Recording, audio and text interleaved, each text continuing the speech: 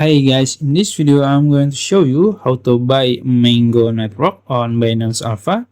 As you know, Mango just get listed on Binance Alpha, and if you want to buy it, I will show you. First, you can open your Binance apps, then you can go to your search box here in the top, and then you can search MGO,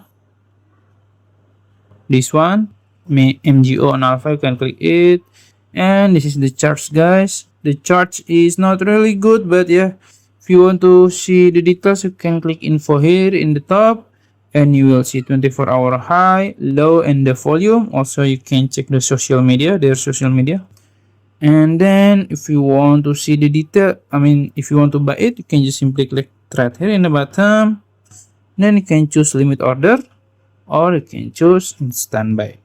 That's it. If you found this video helpful, please like this video and subscribe to my channel. Thank you.